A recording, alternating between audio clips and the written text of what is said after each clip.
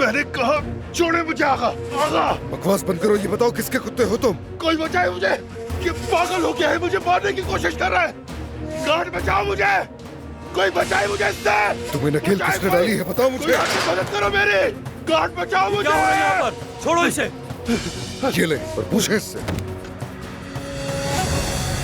चलो मेरे साथ।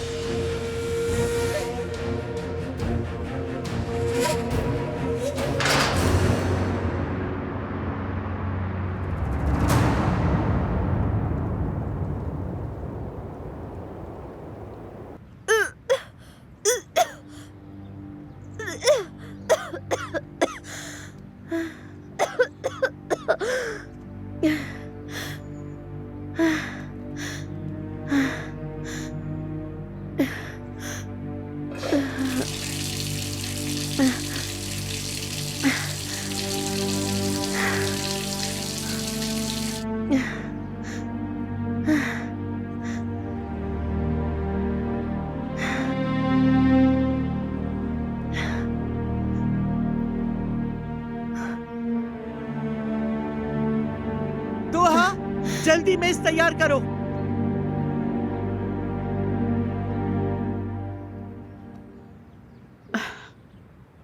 असमत साहिबा, मैं आज अदनान से मिलने का सोच रही हूँ।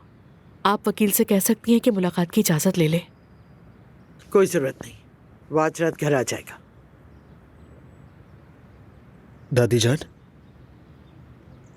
आपको ये सब कैसे पता? क्यों, क्या हुआ?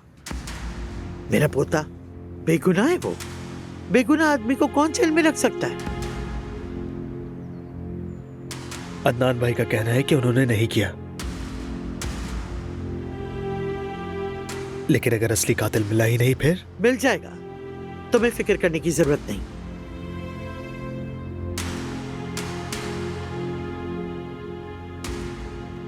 ये तुम सुबह सुबह कहाँ जा रही हो? फार्मेसी जा रही हूँ, आपको बताने आई थी। जो भी चाहिए आदमियों से कह के मंगवा लो। नहीं दादी जान, ताजा हवा भी खा लूंगी।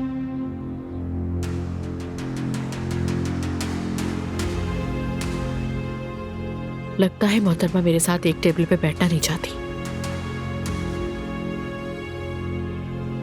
दानिया, आपस में ये लड़ाई झगड़ा बंद करो। वैसे भी हमारे बाहर क्या कम दुश्मन जो तुम अंदर से इस खानदान को तोड़ने की कोशिश कर रही।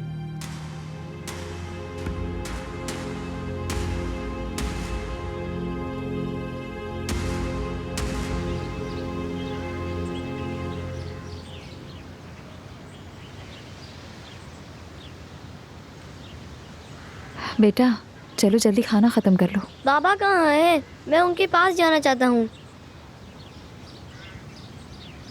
बेटा वो काम करने दूर गए हैं। आप कितने दिनों से मुझसे झूठ कह रही हैं? बेटा मेरे लाल, मैं तुमसे झूठ क्यों बोलूंगी? बहू, इसे हकीकत बता दो क्योंकि ये बच्चा नहीं रहा, बड़ा हो गया है। मुझे बाबा के पास जाना है। कहाँ है वो? मुझे उनके पास जाना है। बेटा, तुम्हारे बाबा मर चुके हैं। बाबा बीच में मत बोलो। खुद तुम्हारे बाबा की कब्र पर ले जाऊंगा,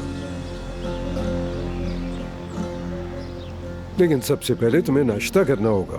खाली पेट नहीं रहते। शाबाश। आगा, क्या खबर लेकर आए हो? काम नहीं हो सका। आखिर ये कैसे हो सकता है? क्या मतलब कि काम नहीं हो सका? तुम लोग इतने निकम्मे कैसे हो सकते हो? किस काम के हो तुम लोग? हाँ, तुम लोग कुछ नहीं कर सके। जानवर हो सब, जिस निवाले पर पलते हो उसके लायक भी नहीं। खुदा तुम सबको गारत करे, नालायक कहीं के। अब ऐसे क्या खड़े हो? मेरी नजरों के सामने से दफा हो जाओ।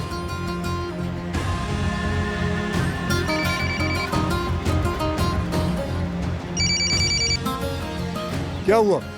हाँ बोलो, सुन रहा हूं। क्या मतलब है? तो अब मेरे बेटे का कातिल जेल से रिहा होकर सड़कों पर दंदनाता फिरेगा? अगर मैंने भी उसे मौत के घाट ना उतारा तो लानत है मुझ पर।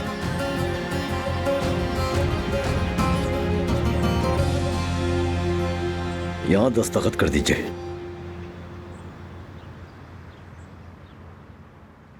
ये रहा आपका सामान।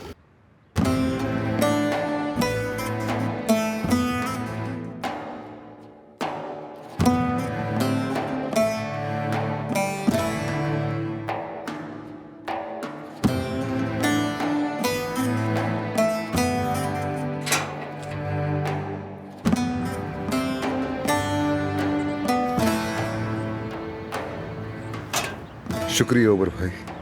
क्या उस कातिल ने कुछ बताया? बदकिस्मती से नहीं। साफ जाहिर है कि ये किसने किया है और क्यों किया है। वो कह रहा था कि आपने उसे उकसाने की कोशिश की, गालियां दी। अब आप बताइए मैं और क्या कहता। आपने किसी से कुछ और कहा तो नहीं है ना? जरूरत को मैं खुद बताऊंगा। नहीं, जब अदालत में थे तो जमरूद ने आपको कॉल की, 3 मैसेज भी किए। ठीक है।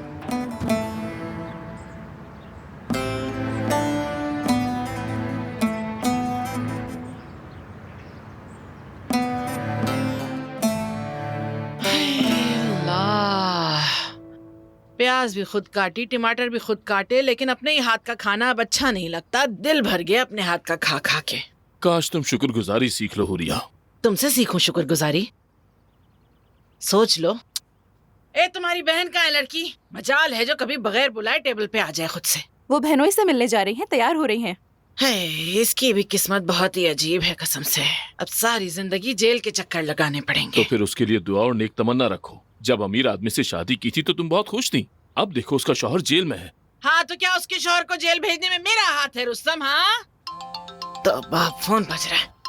ये सुबह सुबह फोन क्यों बज रहा है तुम्हारा मलिया? अम्मी, ये तो आपा का फोन है, बहनोई कॉल कर रहे हैं। क्या कह रही हो? जेल से अदनान कैसे फोन कर सकता है? अरे देखो, ये तो वाकई उसकी कॉल आ रही है बेटा। हेलो, अरे तुम जेल में फोन कैसे ले गए अदनान? सजा हो जाएगी। जरूरत नहीं है बा? नहीं तो हाँ, आ गई, लो बात कराती हूँ। कौन है अम्मी? बेटा जेल से अदनान का फोन है। अदनान? जरूरत, मैं आज बाहर आ गया हूँ। साबित हो गया कि मैं बेगुनाह हूँ। सच में? मैंने पहले कहा था ना, मैंने कुछ भी नहीं किया। अल्लाह का बहुत शुक्र, अदनान रिहा हो गया, उसकी बेगुनाही साबित हो गई। हाय अल्लाह तेरा बहुत शुक्र है। शुक्र है अल्लाह का। चलो मैं कब्रिस्तान जा रहा हूँ, तुम अगर चाहो तो वहाँ आ सकती हो। ठीक है, मैं तुम्हारे पास फौरन आ रही हूँ। अदनान। हाँ बोलो। I love you so much. I love you too.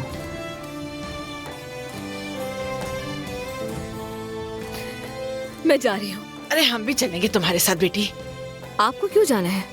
अरे बेटा हवेली जाएंगे ना, अजमत साहिबा को खुशखबरी देंगे। चलो चलो। लेकिन अम्मी, मैं तो कब्रिस्तान जा रही हूँ। कब्रिस्तान? क्यों, खुशी से मरने जा रही हो क्या वहाँ? अजीब औरत हो तुम। वो अपनी बेटी से मिलने जा रही है अपने शौहर के साथ। खैर अदनान आने वाला होगा, मैं जा रही हूँ। अच्छा ठीक है बेटा, सलाम कहना हमारा। हम लोग बाद में हवेली चले जाएंगे। अरे मलिहा, आज तो कितना अच्छा दिन है ना। अल्लाह करे पूरा दिन ही ऐसा गुजरे। रोटी देना जरा। ये लो।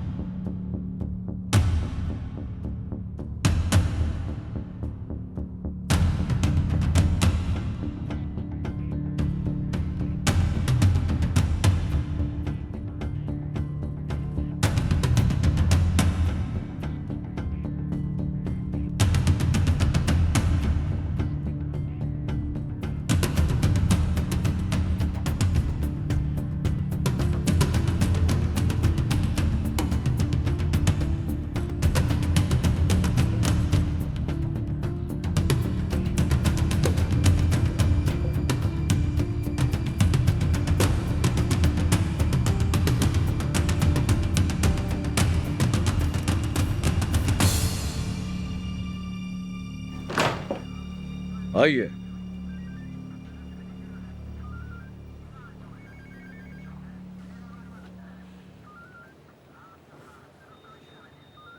हामिद ओजगिच का कातिल मैं हूं।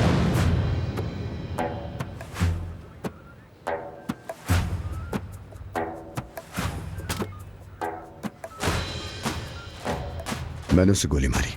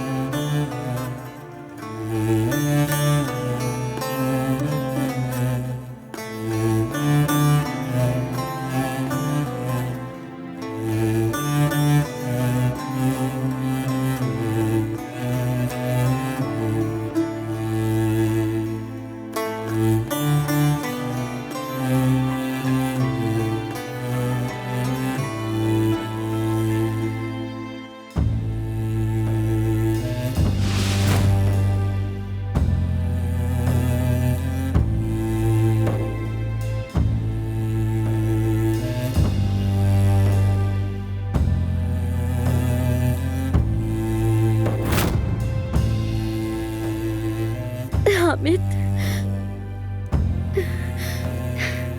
तुमने कहा था मरने के बाद भी तुम्हें नहीं छोड़ूंगा। तुमने वाकई नहीं छोड़ा।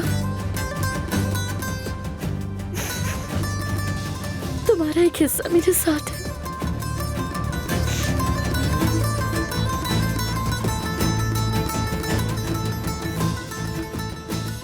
उन्होंने हमें सुकून का एक दिन भी नहीं जीने दिया, तुम्हें जीने नहीं दिया, मगर मैं हमारे बच्चे को जीने दूंगी। इसे उन सब से दूर रखूंगी जिन्होंने तुम्हें मुझसे छीन लिया।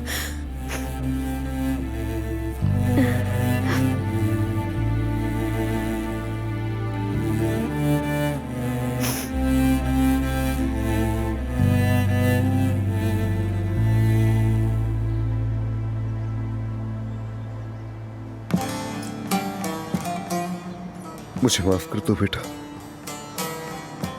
मैं आखिरी बार तुम्हें अलविदा नहीं कह सका, तुम्हारी खुशबू भी आखिरी बार न ले सका, इन प्यारे हाथों को आखिरी बार चूम नहीं सका।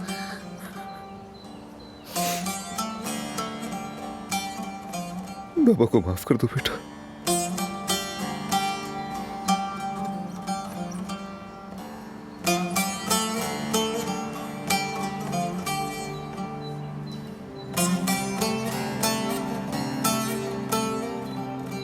तुम हमेशा ईशा के बहुत अच्छे बाप थे अदनान। खुशकिस्मत हो कि वो आखिरी दिनों में तुम्हारे साथ थे। ईशा एक बहुत बड़े दिल की मालिक थी। वो जिस दिन आई हम सबके दिलों में घर कर लिया उसने, हम उसे नहीं भूल सकते। अल्लाह का शुक्र है वो हमारी जिंदगी में आई और हमें उसके खूबसूरत दिल को जानने का मौका मिला। वो हम सबकी जान थी, हम सबकी प्यारी। शुक्र है, वाकई शुक्र है।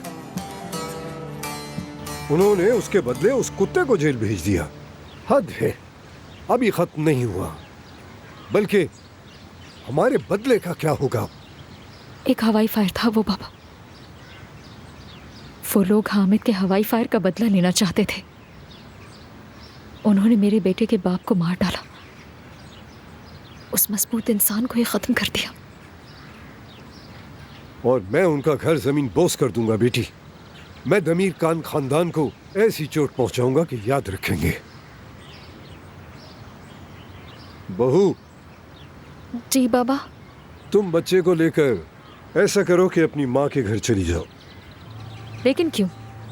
तुम थकी हुई हो और टूट चुकी हो, वहां कुछ दिन रहो, मेरी बात मानो। नहीं बाबा, फिक्र मत करें आप। मैं दर्द की आदी हूं। मैं अपने बच्चे की खातिर मजबूत खड़ी रहूंगी। आप परेशान मत हो। मैं तो उसी दिन मर गई थी जिस दिन मुझे ये पता चला कि मेरा शौहर सुहा से मोहब्बत करता है।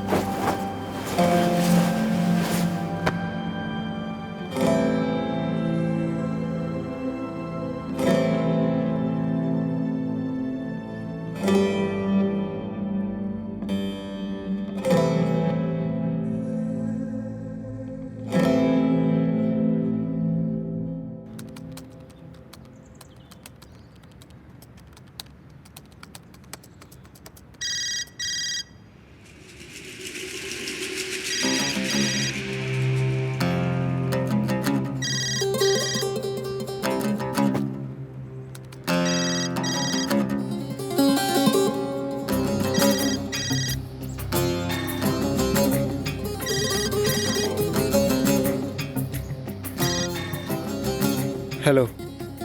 हेलो लतीफ। हाँ, क्या हाल है? मैं काफी देर से कॉल कर रही थी। मैं काम में जरा मसरूफ था मलिहा। ठीक है, कोई बात नहीं। मैं तो सिर्फ इसीलिए फोन कर रही थी कि अम्मी और मैं सोच रहे थे कि आप लोगों से मिलने के लिए आ जाएं, क्योंकि अदनान भाई बाहर गए हुए हैं ना, तो सोचा कि खामोशी से ही आ जाएं। तुम दादी को बता देना। हाँ हाँ, क्यों नहीं। तो ठीक है, फिर मिलते हैं। कितना बोरिंग है ये।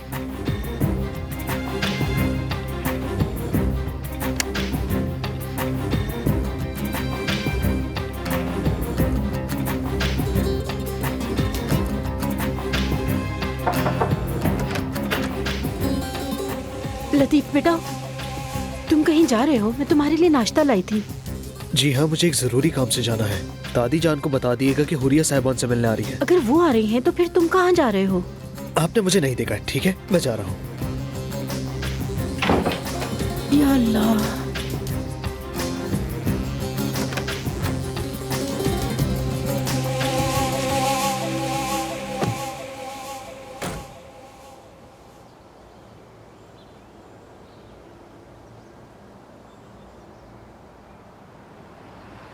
खुशामदीद भाई।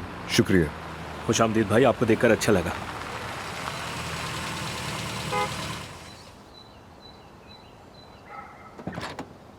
सिनान,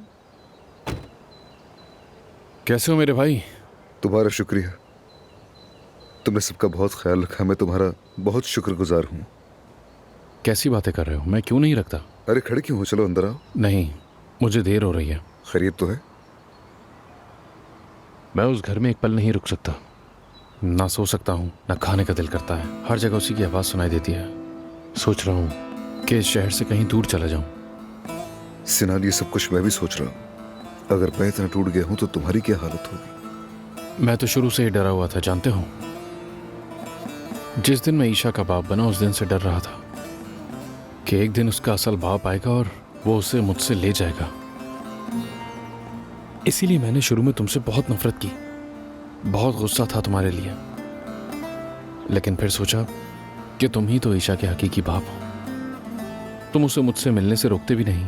जब उसका दिल करता था उसे मेरे पास ले आते थे। सिनान, मैं दिल से बहुत इज्जत करता हूँ तुम्हारी। मेरी बेटी ने तुम्हें भी बाबा कहा। तुमने उसे बहुत अच्छी तरीके से पाला। मैं तुम्हारा जितना शुक्रिया अदा करूं उतना कम है। 1 मिनट।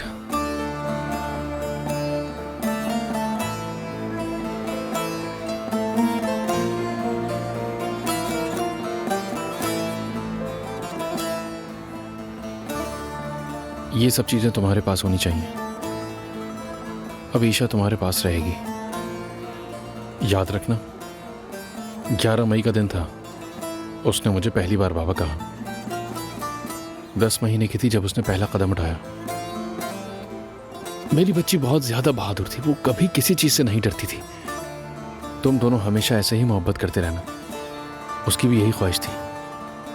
और इस दुनिया की चालाकियों से बचना जो हमें मोहब्बत से जीने नहीं देती है। कभी भी एक दूसरे का साथ मत छोड़ना। अब इजाजत दो मुझे। खुदा हाफिज।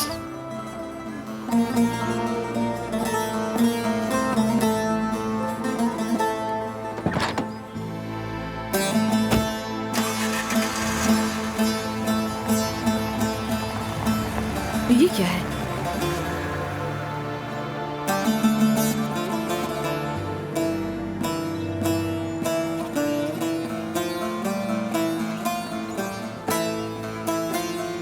ईशा के दूध का दांत है ये तो।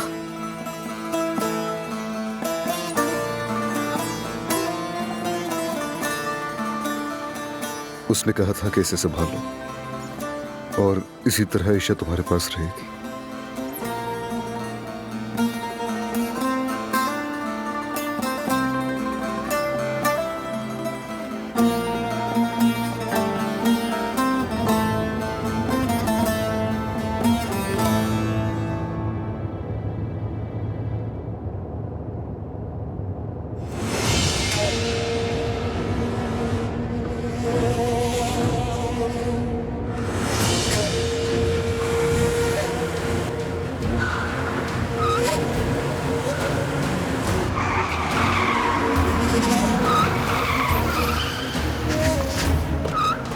ये हो क्या रहा है?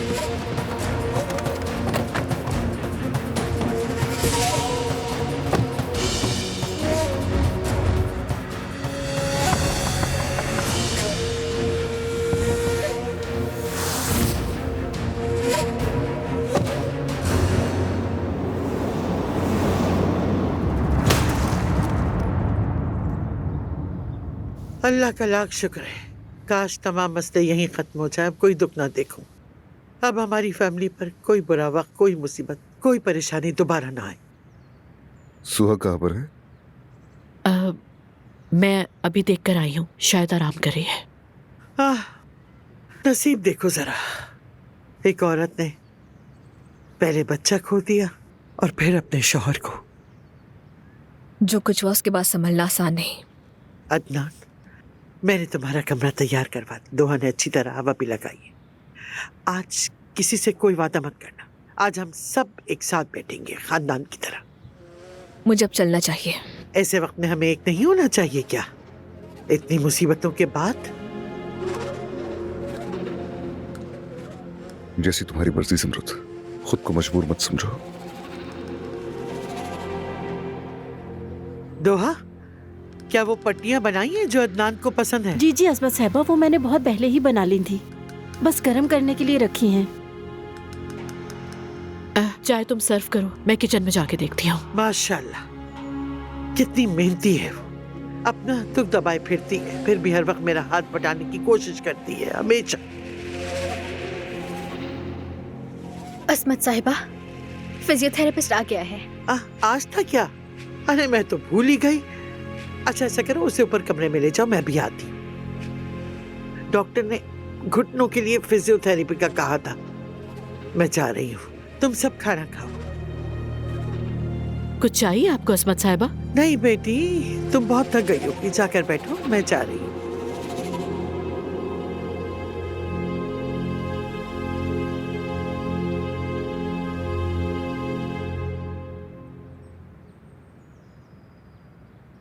सोहा साहिबा जा गई हैं, मैंने उन्हें चाय भी दे दी है। अदनान साहब, अगर आप चाहें तो मिल भी सकते हैं। जमरुद चलें क्या? अगर तुम्हें अकेले बात करनी है तो मैं जा रही हूँ यहाँ से। चाहो तो आराम कर लो जाकर, मैं थोड़ी देर में आता हूँ।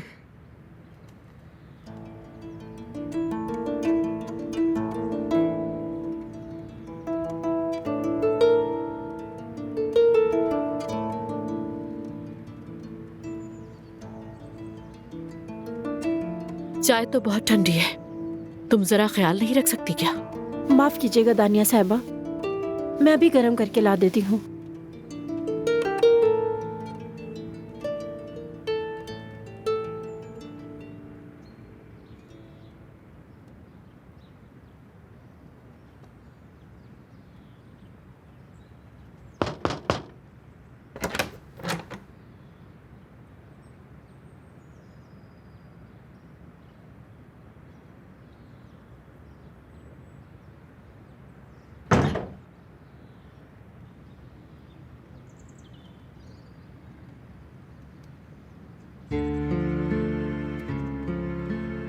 सुहा,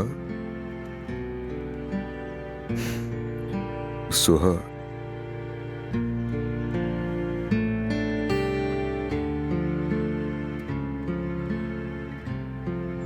मैं देखने आया था कि तुम कैसी हो, लेकिन मुझे मालूम है तुम मुझसे नाराज हो। जानता हूं कि तुम मुझसे दूर भाग रही हो।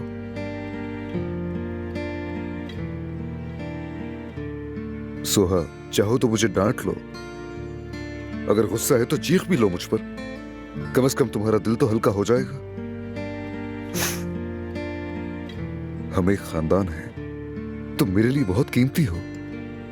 कुछ भी हो, ये नहीं बदल सकता। आप हमेशा यही कहते हैं, हमें खानदान है। आप हमेशा हमारी हिफाजत करते हैं। देखो, ये तो मेरा फर्ज है सोहा। ये फर्ज आपको किसने दिया? सुहा, अगर मैं तुम्हारी हिफाजत नहीं करूंगा तो भाई होने का हक कैसे अदा करूंगा? ठीक है, मुझे अब किसी की हिफाजत की जरूरत नहीं, और ना ही मैं किसी की हमदर्दी चाहती हूँ, क्योंकि जहां आप शामिल होते हैं वहां कोई ना कोई मर जाता है। सुहा, देखो, तुम नाइंसाफी कर रही हो। मैंने कभी किसी को नुकसान नहीं पहुंचाया और ना ही कभी ये चाहा कि कोई जख्मी हो। आपने मेरे शौहर को कत्ल किया। मैं कह रहा हूँ कि मैंने हामिद को नहीं मारा, तुम समझ क्यों नहीं रही हो? क्योंकि मैं समझना ही नहीं चाहती। आप सबने मिलकर मारा है उसे। आप लोगों ने उसे जीने का मौका ही नहीं दिया। फिर मेरी बेटी को जीने का मौका किसने दिया, ये सोचा तुमने? मेरी बेटी कहाँ है? मेरी छोटी बेटी कहाँ है? इसका जवाब दो मुझे। है जवाब क्या तुम्हारे पास? तो क्या मुझे ईशा का कोई गम नहीं? क्या मैं बेहिस हो चुकी हूँ? सुहा, देखो, मेरी बात का मतलब ये नहीं था। आपको लगता है कि हामिद का गम मना रही हूँ इसलिए मुझे ईशा का कोई दुख नहीं है? क्या किसी के दिल में दो जख्म एक साथ नहीं हो सकते? सुहा, पता नहीं तुम्हें किसने क्या कहा है, मगर आइंदा मुझे दूसरों की बातों पर कसूरवार मत ठहराना, समझ गई? वो मेरा शौहर था, मुझसे मोहब्बत करता था, हर चीज के बावजूद, सबके खिलाफ जाकर भी मैं भी उससे मोहब्बत करती थी। सुहा, तुम उसके साथ जिंदगी गुजारने वाली नहीं थी। याद है, तुमने खुद उसे छोड़ा था। तुमने खुद बताया था उसने तुम्हारे साथ क्या क्या किया। वो इंसान तुम्हारी जिंदगी में कैसे आया और क्या चाहता था तुमसे। हमने बात की थी, हमने एक दूसरे को माफ कर दिया था। देखो सुहा, अगर वो आदमी हमारे दरवाजे पर ना आता, अगर यहाँ ना आता, तो मुझे यकीन है जो कुछ हुआ है वो सब कुछ कभी ना होता।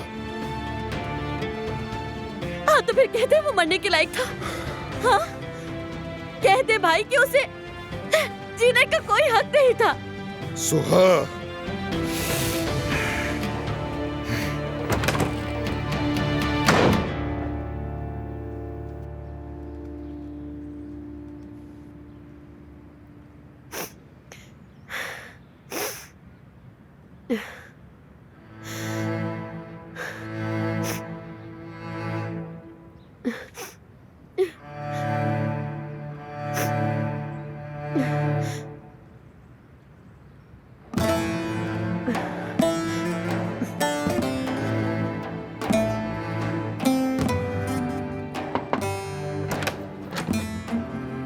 सोहा बेटी, मैं दरअसल चाय का कप लेने आई थी।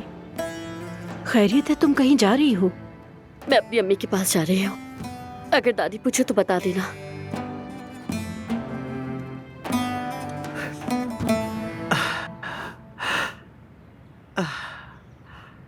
मैं खुद को काफी बेहतर महसूस कर रही हूँ। बहुत शुक्रिया बेटा। आपके घुटनों का दर्द जल्दी खत्म हो जाएगा। शुक्रिया बेटा। ओह, शुक्रिया बेटा। आज के लिए इतना काफी है अजमत साहिबा। शुक्रिया। हुरिया बेगम, आप इस तरह अचानक यहाँ क्यों आ गई? बस थोड़ी सी सीढ़ियाँ चढ़ के आई हूँ, कोई थक थोड़ी गई हूँ, आप फिक्र मत करें। ये लो बेटा, बहुत बहुत शुक्रिया। आपका भी बहुत शुक्रिया। अल्लाह हाफिज। हाँ चलो जाओ, खुदा हाफिज बेटा, खुदा हाफिज। अरे आप परेशान मत होइएगा, मैं तो बस वैसे ही आ गई अजमत साहिबा। 2 बातें करूंगी और चली जाऊंगी। ऐसे एक बात बताऊं आपको, जब इस तरह घुटनों की मालिश होती है ना तो कहते हैं घुटने की हड्डी और खराब हो जाती है और बिल्कुल चल नहीं पाता इंसान। बहुत दर्द होता है हुरिया बेगम, बहुत। रात भर दर्द की वजह से नींद नहीं आती। हाँ जाहिर है नींद की कमी होगी, उसी से तो आंखों के नीचे से हल्के पड़ जाते हैं ना। लेकिन खैर आप फिक्र मत कीजिए, हर चीज का हल मौजूद है। आप यहाँ आई क्यों हैं? अरे हद हो गई अजमत साहिबा, आप तो बिल्कुल बेमुरव्वत हो चुकी हैं। देखिए मेरा दामाद, मेरा प्यारा दामाद जेल से बाहर आया है तो मिलने तो आऊंगी ना मैं आपसे। फिर आप मुझसे गिला करती कि तुम मिलने ही नहीं आई मुझसे। ठीक है, बहुत शुक्रिया। मुझे खुशी हुई कि आप आई, लेकिन अब जाएं और दरवाजा बंद कर दें क्योंकि अब मैं सोना चाहती हूँ। देखिए दिल तो कहता है कि मलिहा का रिश्ता आप किसी ऐसे शख्स से कर दूं जो हमारे खानदान की सही कदर करे और इज्जत करे हमारी। बस यही सोचा अब मैंने। समझ में आया, अब समझ में आया कि आपके सरे आने की क्या वजह थी। समझ गई कि क्यों आई हैं आप यहाँ। मेरे पास तो और भी बहुत सारी बातें मगर जबान पर नहीं ला सकती ना। जरा तसव्वुर करें अजमत साहिबा, अगर मैंने सच बोल दिया तो क्या हो जाएगा? आपको पुलिस स्टेशन लेके जाया जाएगा क्योंकि आप ही तो अदनान के वालिदैन की मौत की जिम्मेदार हैं। अरे चुप कर जाओ हुरिया, किसी ने सुन लिया तो क्या होगा? क्या करती हो?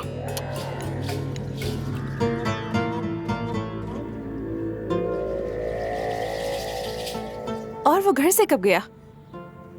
मैंने लतीफ साहब को बाहर जाते हुए नहीं देखा। अच्छा चलो एक बात पूछती हूँ तुमसे, वादा करो इस बात को राज रखोगी। क्या लतीफ किसी लड़की से बात करता है? कभी देखा या सुना? नहीं मालूम, मुझे कैसे पता होगा? कभी भी कुछ तो देखा होगा तुमने। मुझे वाकई नहीं मालूम, और अगर मालूम होता भी तो आपको बताना मुनासिब नहीं होता। मेरी बात सुनो, एक दिन तुम देखोगी मैं यहाँ रहने आऊंगी और आकर तुम्हें सिखाऊंगी कि क्या मुनासिब होता है और क्या नहीं।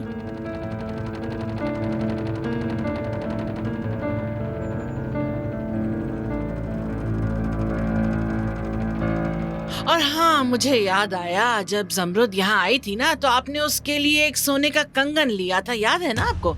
वैसा ही बिल्कुल मलिहा के लिए भी ले लीजिएगा, वरना बहनों में इख्तिलाफ हो जाएगा। चले मैं चलती हूँ।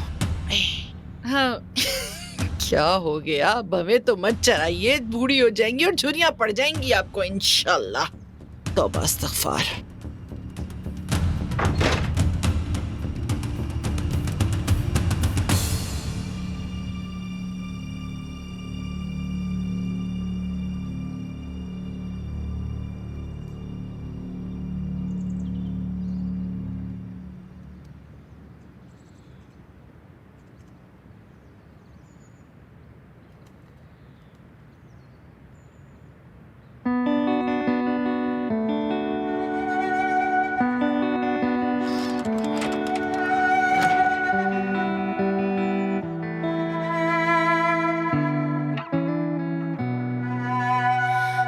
Vakti seherde açılır perde, düştüğüm yerde, düştüğüm yerde derman sendedir. Düştüğüm yerde derman sendedir.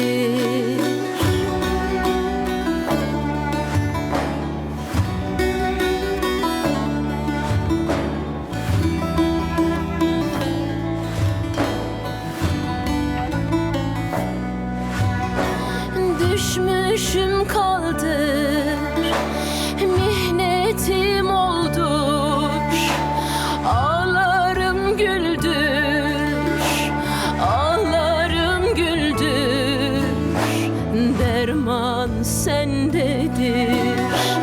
Ağlarım güldür, ağlarım güldür. Derman sendedir.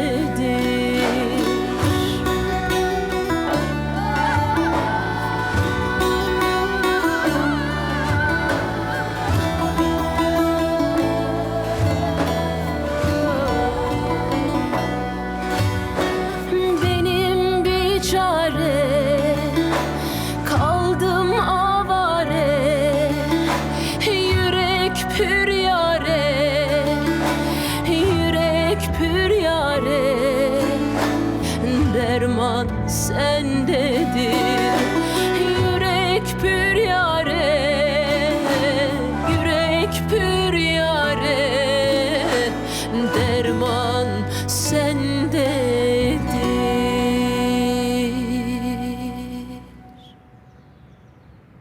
मेरी बेटी चली गई, अपने सारे खिलौने छोड़कर, अपनी चीजें यहीं छोड़कर, जैसे वो यहां बस मेहमान बनकर आई थी।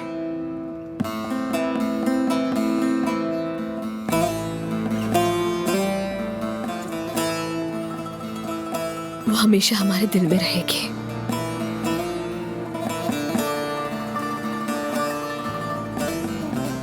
जरूरत अगर तुम ना होती तो मैं ये सब बर्दाश्त ही ना कर पाता। तुम ही वो वाहिद सहारा हो जिसकी वजह से मैं खड़ा हूं, वाहिद पनाहगाह हूं। अब कभी हम एक दूसरे से जुदा नहीं होंगे।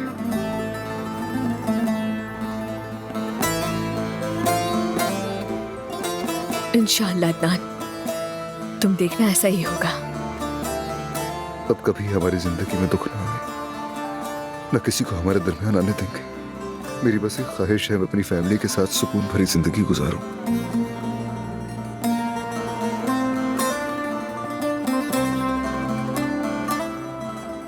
देखो, मुझे लगता है दादी अब तुमसे वो पुरानी नाराजगी नहीं रखती। वो भी समझ गई है कि हम दोनों को अब कोई जुदा नहीं कर सकता, और ना ही हम दोनों एक दूसरे को छोड़ेंगे। अगर तुम कुछ कहना चाहती हो तो कह सकती हो, बिला झिझक।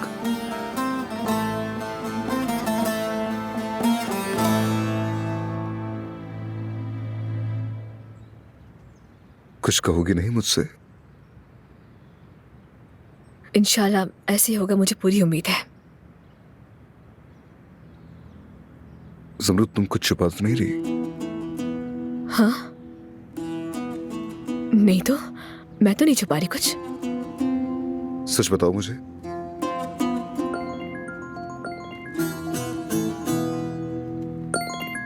वकील का फोन है। जी कहिए। उसने खुद को पेश कर दिया? किसने? क्या? जैसे ही वो बयान दे, मैं उससे वहीं पर उसी वक्त मिलने के लिए आऊंगा। हामिद का कातिल मिल गया? उसने खुद को पेश कर दिया। लेकिन कौन है वो? जमील, अब्बास का आदमी।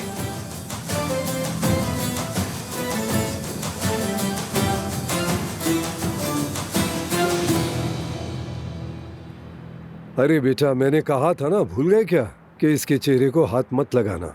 देखो तो क्या हाल कर दिया तुमने इस बेचारे का। अब तो ये खूबसूरत भी नहीं रहा। बेटा, कितनी उम्र है तुम्हारी? 20? 21? कोई महबूबा है क्या? तुम्हारा मसला क्या है पागल इंसान? हाँ, मसला तो है एक, और उसका हल अदनान के पास है। समझ क्यों नहीं आ रही है तुम्हें? हामिद को अदनान भाई ने नहीं मारा, वरना पुलिस उन्हें इतनी आसानी से छोड़ देती। लगता है तुम्हें तो पता ही नहीं कि हमारे बीच क्या खेल चल रहा है। तुम्हारा वो जमील जिसे हामिद का नाम तक नहीं पता, उसने खुद को पेश कर दिया कि कत्ल मैंने किया है। जमील कहाँ, हामिद कहाँ? हाँ, क्योंकि उसे हुक्म मिला था। वैसे भी इस दुनिया में सब कुछ हो सकता है, लेकिन तबाह तो तुम ही होगे बेटा, और इस बात का अफसोस है मुझे। इतने कम उम्र हो के भी इस आग में फंस गए। देखो, मार दो मुझे, मार दो। देख क्या रहे हो? मुझे तुमसे डर नहीं लगता, मार दो मुझे। डरना तो चाहिए, इतना कि जान निकल जाए।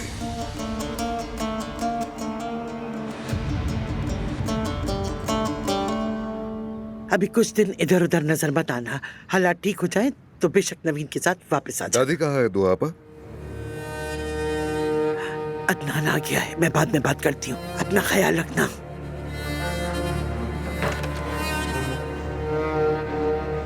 खैरियत तो है बेटा? दादी, सुना है जमील ने पुलिस के सामने इकरार किया है कि हामिद पर गोली चलाने वाला वो था। देखा तुमने? मैं जानती थी वो हमारे खानदान को अपना समझता है, और देख लो, कर दिया ना उसने साबित। आप चाहती थी ना कि वो इल्जाम अपने सर पर ले? बेटा, मेरी प्यारी पोती ईशा सबको अजीज थी, सबकी जान थी वो प्यारी बच्ची। शायद इस गुस्से में उसने हामिद को मार दिया, और क्या? क्या आपको वाकई यकीन है जो आप कह रही हैं? या कातिल तो मिल गया ना तुम्हें, बस बाकी बातों से मुझे किसी किस्म का लेना देना नहीं है। दादी, मैं एक बेकसूर की जिंदगी बर्बाद होने नहीं दूंगा। वो खुद कह रहा है कि उसने किया, तो तुम क्या करोगे? देखिए, अगर मैं कातिल नहीं तो मुझे पता है वो आदमी हमारे खानदान में किसको बचा रहा है।